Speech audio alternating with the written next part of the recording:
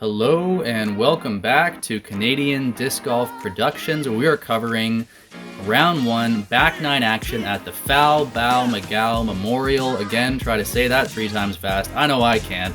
This is Galen Naidoo Harris, and joining me in the booth today is... I'm Robbie Holden. Got a Miss Mando reunion here. You love to see it. You can check us out on Instagram if you want to see terrible content from me and even worse content from Robbie. Facts. And excited to see the rest of this course, man. It as far as park courses go, looks like it's got some interesting challenges. Like, beautiful day to play. So I'm hooked. Yeah, absolutely. We had a great, entertaining front nine so far. If you haven't checked that out yet, make sure you go on over and watch the front nine first. But here we are, getting into the back nine. We're at hole 10. It's a par 3, 261 feet. And let's get into it. Let's get into it, shall we? I like the way this is drawn up, too. Feels like another hole where you've got a few different ways you can attack it to sort of throw back to how we were talking about the front nine. Feels like that sort of backhand turnover would be my go-to play, but there's a forehand. I think there's a wide hyzer. Even just a straight shot that settles in the right spot, you're going to be looking, potentially C1. So let's see how our card draws it up.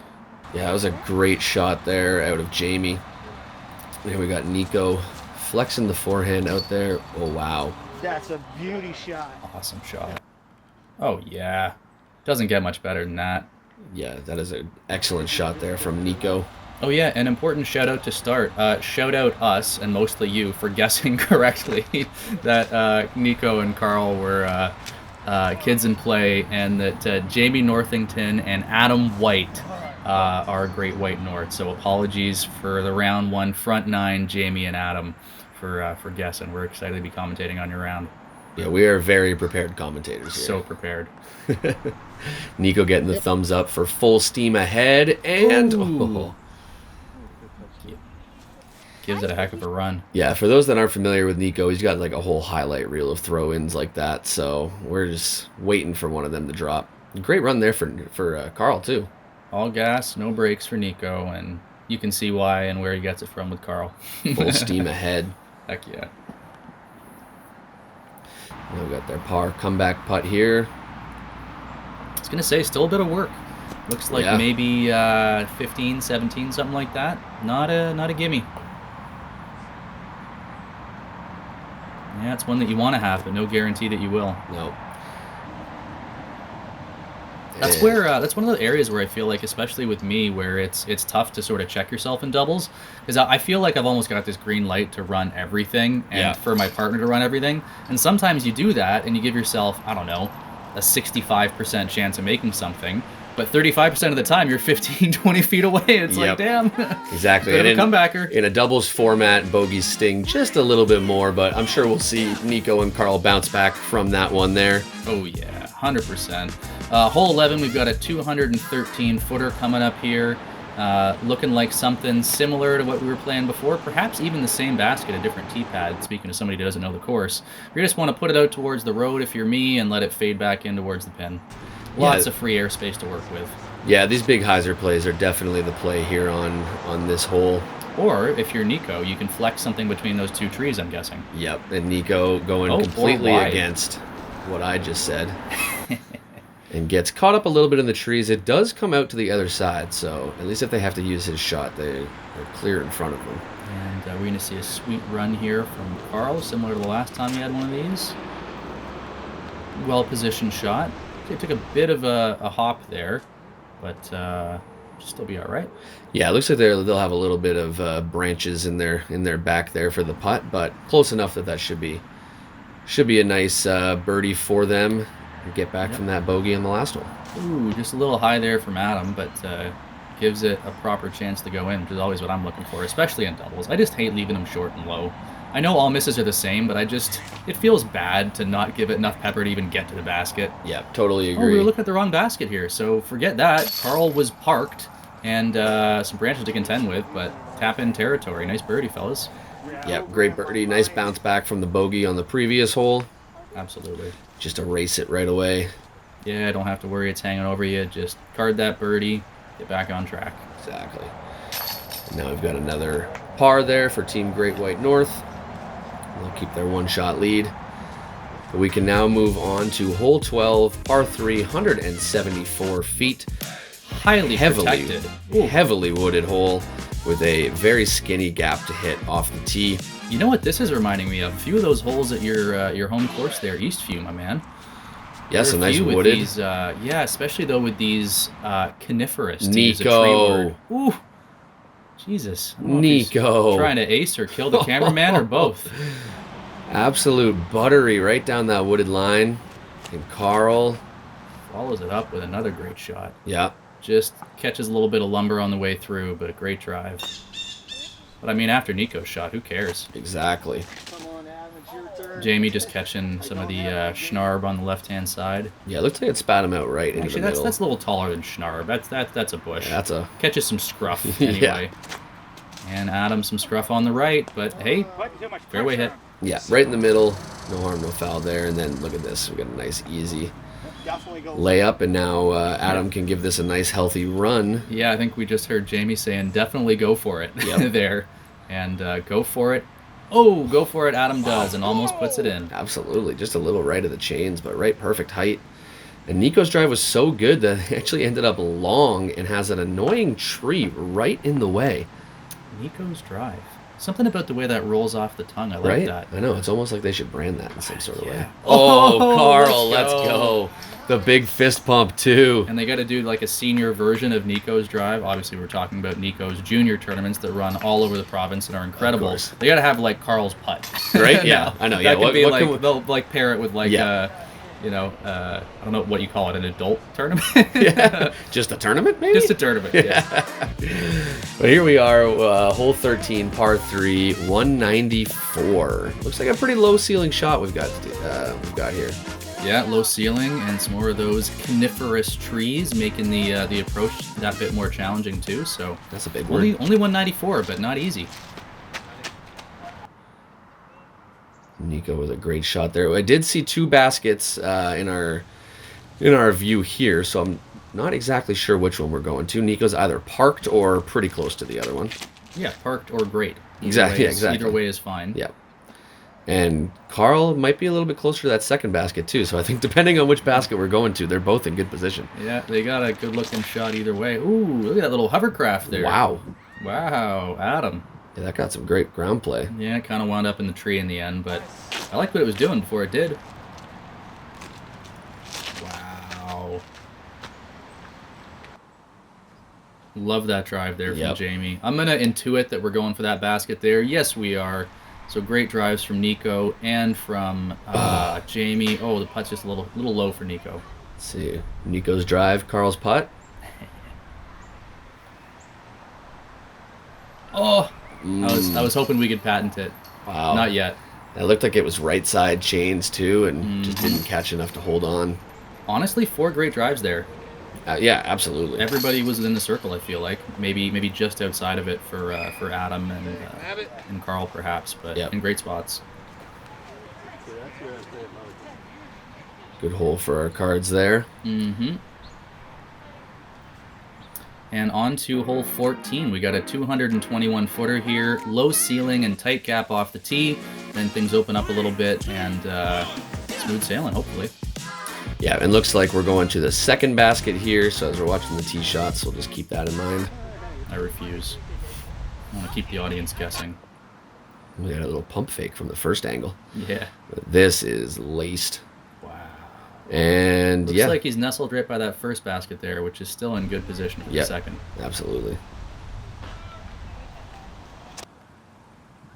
Adam gets his more turned. Just catches some berries and branches there and drops, but should still be in a good spot. And it curled around to the front of the tree, too, helping him out for the footing.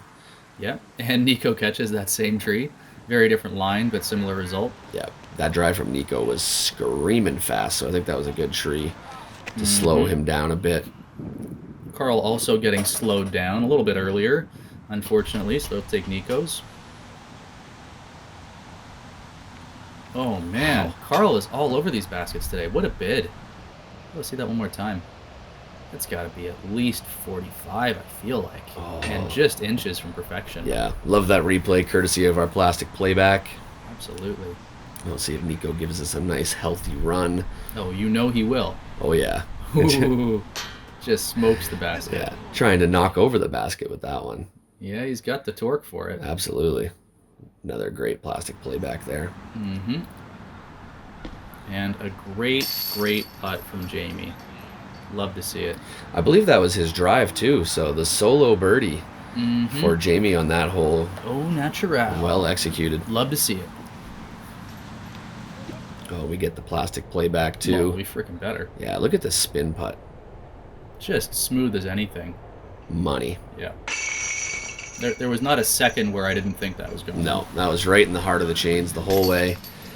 Nikko will clean up the par for Team Kids in Play, and now that gives Great White North a two-shot lead at 5 under in this round. There it is. And now we arrive at hole 15. We've got a par 3, 234 feet.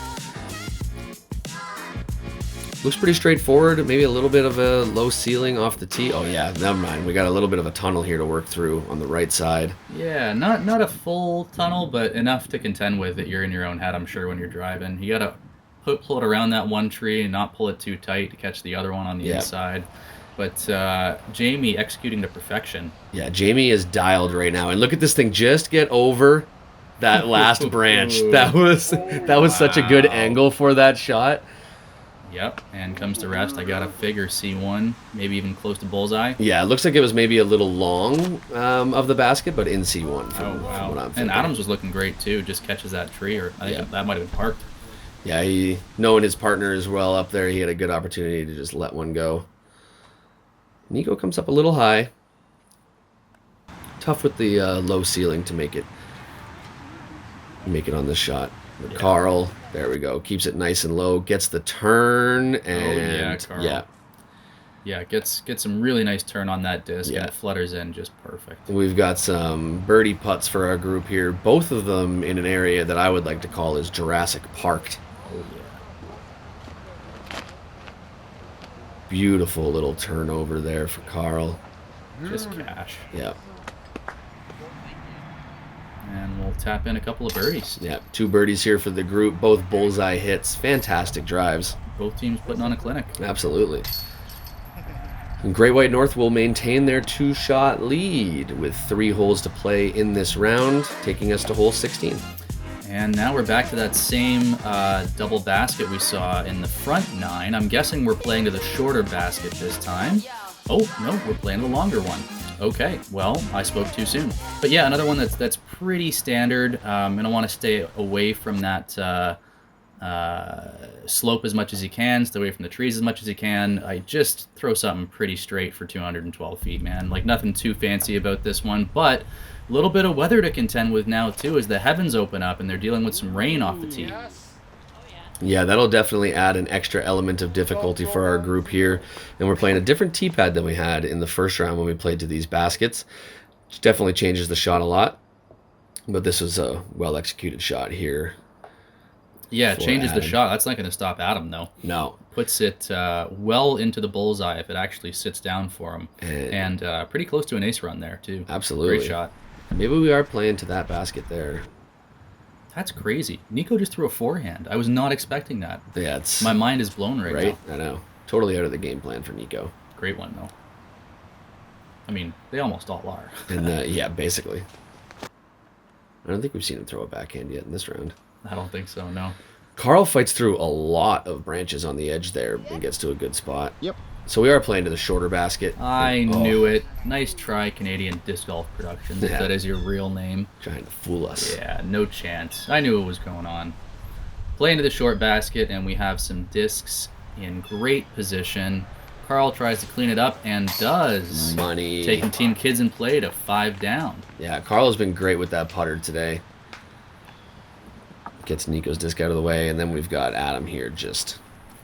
Park City, Utah. Easy money, baby. Easy peasy lemon squeezy. Little tap in there. And he gets the solo birdie after Jamie got one earlier. Yeah, love to see it. Absolutely. And now we move on to hole 17. We've got a par 3, 229 feet. This is again the one that just kind of crests over the top of the hill. Looks like you can't really see it from the tee pad here, but not too much distance, just laying out a nice big hyzer, and yeah, just like that. Just like that. Yeah. Wow, if that thing will... I'd be reaching for my temple here. Just a nice, easy, overstable or hyzered shot. Let it crash in. And again, another one where I'm feeling like you're not going to want to throw more disc than you have to. You know, No. Discs with those thin, sharp edges, those distance drivers, those fairways, really like to skip and roll away on hills. So try to throw something that doesn't give you a chance to. Yeah, Team Great White North really showing up to play on this hole with 2 drives that looked like they were in the circle there. Nikko just kind of gets his a little too high in the air, and then it stalls out and just hyzers out of it. But Karl, this looks great.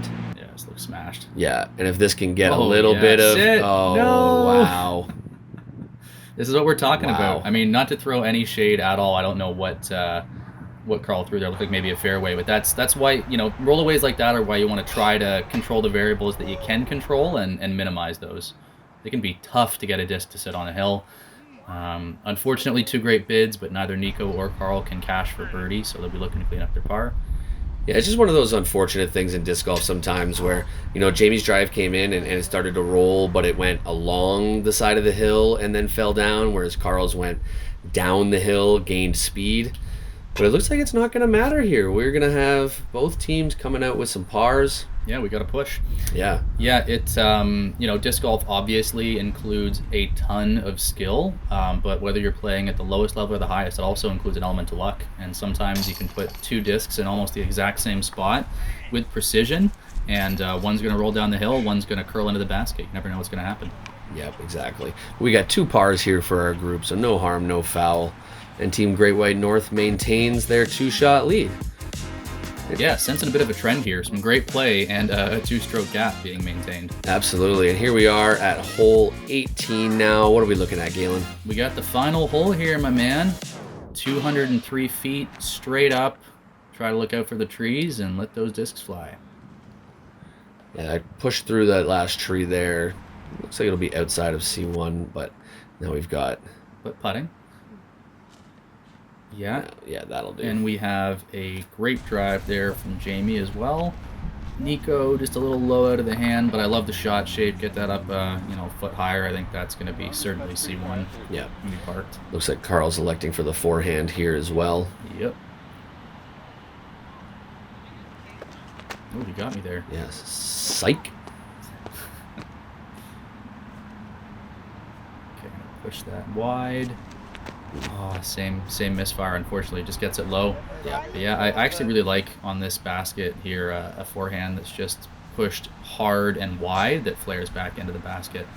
So I like where their heads were at. Just couldn't quite get the execution they were looking for. Yeah, Nikko unfortunately yanks over on his approach there and comes up into the tree. We'll see if Karl can dial this up. Looks like just slightly offline, but still they'll have a look for that putt there for sure. Well, they elected to go with Nikko's. Yeah, Karl's must have kicked Yeah. off that tree into a bad spot. Yeah, must not have gone anywhere good. Oh, there we go, Nikko. There's that run from Nikko I've come to expect. Still going to be a tough look coming back there for the bogey, too. Yeah, Jamie gives that a good look. Just doesn't quite get the power behind it that he needs. With And Adam just a little low, a little left, but gives it an honest try. double look at it there. Yeah, the putt's so nice we see them twice.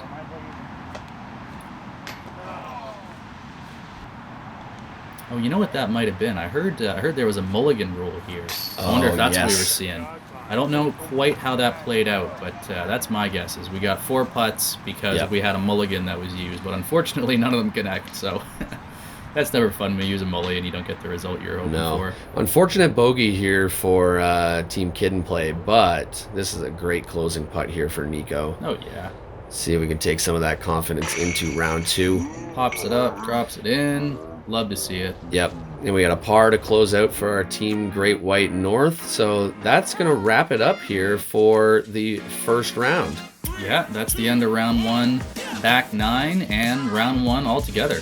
It's been fun, man. I just really want to play this course now. Yeah. I love me a park course, especially on a nice day like Yes, this. absolutely. So we've got Team Great White North at neg 7, Team Kid and Play sitting at neg 4, and we are going to be back for the second round coming up of this tournament, and we're excited to bring that to you. This is a fun looking course, Galen. Yeah, man, I'm loving it. 4 brand new players coming up. I'm excited to commentate on another round here with my Miss Mando pal, Robbie Holden. Absolutely. Make sure you guys go check us out on YouTube or anywhere you guys can find your podcasts for audio platforms. Check us out, Missed Mando, with our lovely other co-host, Sean Galbraith. We'll see you there, and that's going to do it. Lovely. That's going to do it for the first round here, and like and subscribe, and we will see you back for round 2.